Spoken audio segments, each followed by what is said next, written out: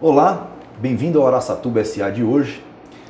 Aqui com meu amigo Caíto, sempre um grande parceiro nessa mesa, né, Caetão? Isso aí, Rodrigo. E hoje nós estamos trazendo o Roberto, lá do Calu Cabeleireiro.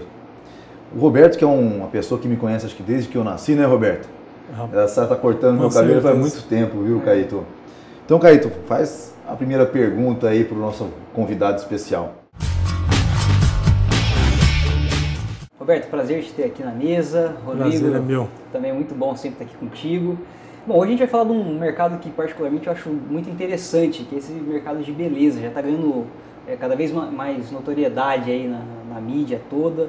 É um mercado que já movimenta bilhões de reais aqui no Brasil. Somos os terceiros, né, Roberto, no mundo. Terceiro no mundo. E crescendo. Mas para começar, queria ouvir a tua história. Onde é que a beleza, né, o mercado de beleza, a profissão de cabeleireiro entrou na tua vida? Como é que foi isso? E nessa história, eu vou pedir só para complementar com uma pergunta que meu pai fez. Ah, sim. Você conhece, né, meu pai, é muito amigo do seu pai, do Zé Pistori. Sidney. Tem uma história aí de que seu pai, em vez de deixar você trabalhar com ele no começo, fez você pegar a experiência fora. Conta a sua história, Roberto, que é uma história bacana. Bom, Rodrigo e Caíto, obrigado, né, pelo convite. Na realidade, eu não tinha nada a ver com cabeleireiro, né, com salão. Era torneiro mecânico, formado pelo Senai de Araçatuba. Trabalhava na profissão de torneiro. E eu costumo brincar, né, e falar para os amigos que, graças ao futebol, eu sou cabeleireiro.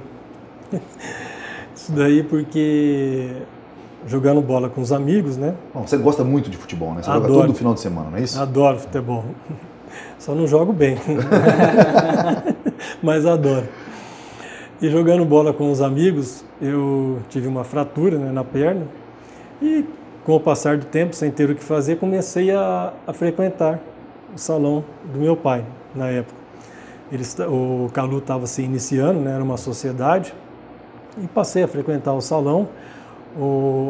Os colegas do meu pai, que até hoje eu não sei se em off, né, se ele que pedia para eles me incentivarem, por que você não começa a cortar cabelo, tal? Vai ter um curso aí, tem um curso para quem vai iniciar, o Senac está fazendo um curso de cabeleireiro, por que você não começa na profissão, né? Por que você não tenta, né?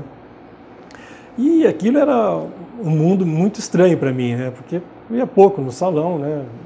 Há quanto tempo você já trabalhava com um torneiro mecânico? Há pouco tempo, uns 2 anos, um ano e meio, 2 anos. Eu fiz o Senai, né? Saí do Senai já direto empregado e logo em seguida... Quebrou a perna e teve que dar um tempo do trabalho. Tive que dar um tempo. Fui Nessa época o Calu era onde? Na praça? Nessa época o Calu tinha sido formado, era na Praça Rio Barbosa. Quem eram os sócios nessa época? Na época ele era o Raimundo, né? O Raimundinho, o Valdir Silvestre e o Simão, que era um rapaz de Penápolis, que era de fora, e meu pai, José Pistori. José Pistori. Os 4 detinham os o Calu. 4. E aí aí a história, né? Mas esse incentivo foi assim, não era incentivado para cortar lá, que era um salão, já estava num ponto mais estratégico da cidade, tinha onde a grande freguesia. Te mandaram para onde, Roberto? Na verdade o incentivo era para aprender a profissão nessa época, né? Porque eu tava...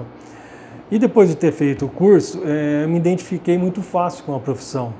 Eu não sei se por ter feito o Senai, o curso que eu fiz no Senai era muito ligado a medidas, a ângulo, né? Essas coisas, habilidade com as mãos, eu me identifiquei muito fácil com a profissão. Foi muito fácil para mim aprender a cortar cabelo.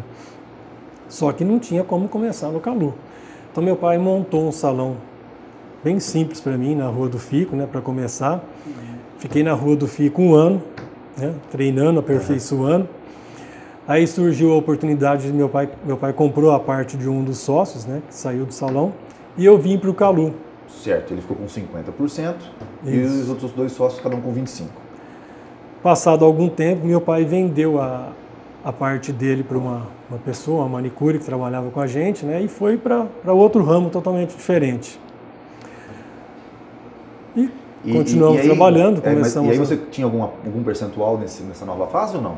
Não, só a parte que meu pai tinha me dado, né, para trabalhar no salão. Certo. A manicure era sócia e a gente... Nessa época foi quem com quem? O que com o quê? Você ficou com 50% e ela com 50%? Seria mais ou menos isso. Mais ou menos isso. E com o passar do tempo, essa manicure resolveu vender a parte dela. E chegou para mim e falou, Roberto, vou vender minha parte, né? Vou vender minha parte e tem uma pessoa do salão concorrente que tem interesse em comprá-la.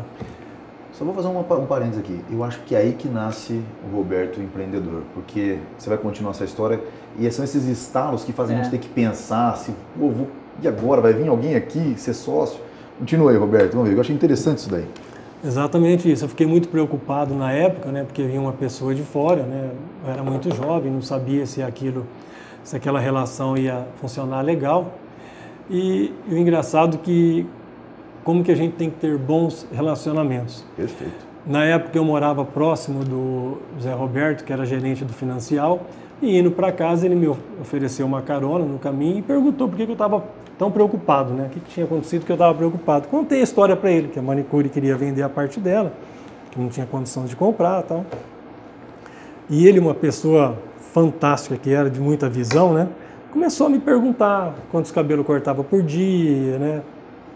E ele mesmo acabou vendo em mim uma pessoa que nem eu mesmo sabia, sabe? Ele viu ali que eu tinha condição que eu mesmo achava pela falta de você mesmo. Não conseguia, estava começando na vida.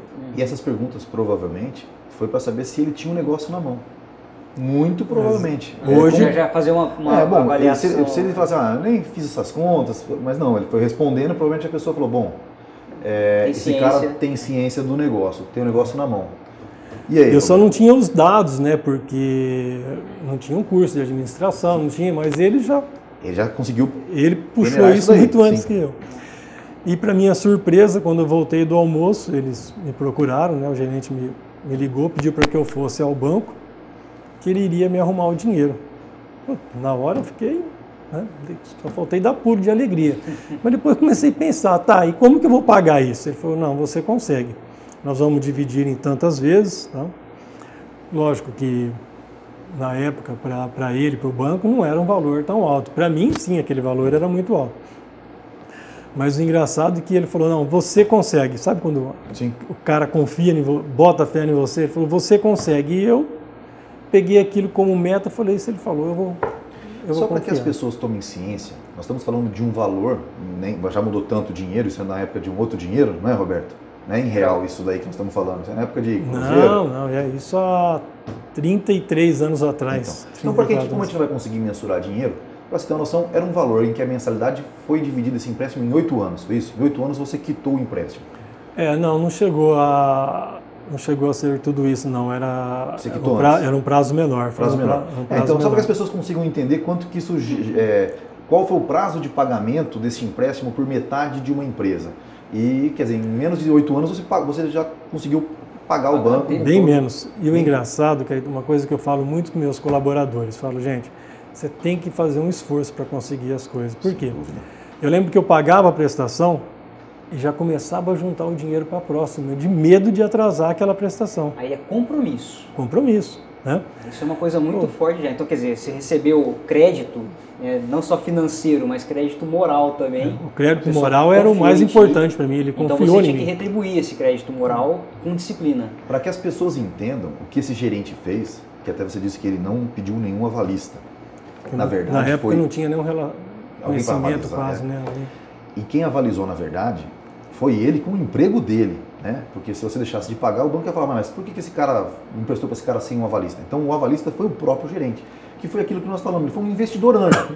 Ele viu que o negócio tinha condições, ele fez um questionamento, falou, bom, aqui está um lugar certo para o banco ganhar dinheiro, porque o banco também não fez nada de bonzinho para você pagou, né, os juros devidos, e de fato foi sucesso. Eu acho que é aí que está o sucesso dos empreendimentos novos que estão surgindo. Nós estamos falando isso, Roberto, nós estamos nos relacionando muito intimamente via núcleo de jovens empreendedores com a situação do investidor anjo, que é o que esse cara fez há 30 anos atrás com você.